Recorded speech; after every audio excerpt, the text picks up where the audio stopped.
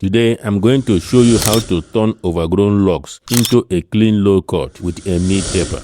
This client is tired of his locks and he's cutting them off right now. He told me personally that he's a father with 2 kids and he's ashamed he kept them for so long. For this haircut, my client asked for a low cut with a meat taper on the sides. Now that the locks are removed, here is what we are left to work with. Here, I'm stretching the hair from the scalp, ensuring the process goes smoothly when I begin the actual clipper work.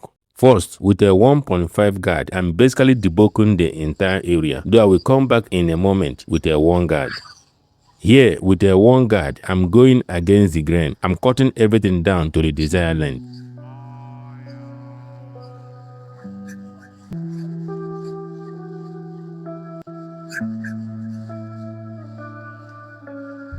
Next, with a few drops of shampoo and some water, I'm scrubbing my client's hair with the brush. Guys, for those of you wondering how to do this on the go, this is the easiest method and I highly recommend it. Once that is done, with a hand towel, I'm cleaning up my client's hair before I begin any clipper work.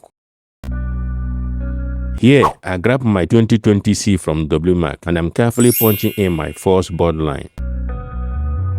Next, I'm removing the hair at the lower part behind the ear. Right above that, still with no guard, the lever is fully open. I'm creating the second guard line.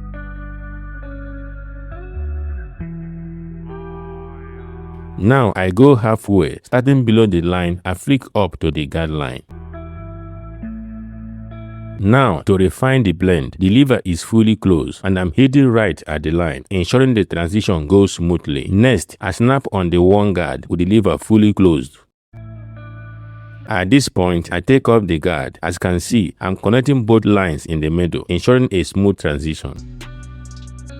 To refine the blend, I go back in with a 1 guard with the lever fully open. As you can see, I'm basically bringing the whole process together. I'm gliding over the line, tapping it slightly, ensuring the blend is smooth.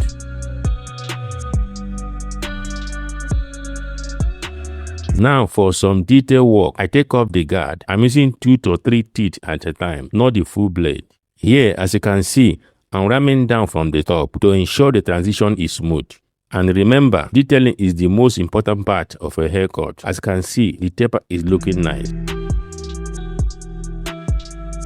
Now, moving on to the lineup. After getting the lineup ready, the simplest way to start things off is to begin at one side with the blade angled slightly. Move forward about 2 to 3 strokes, very important. Then come back to the same spot you started from to create a curve in the middle of the line.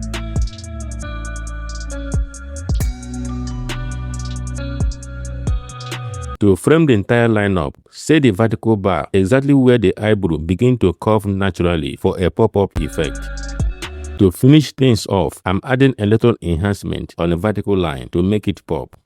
I'm not going to enhance this lineup too much. My client wants it this way, very natural.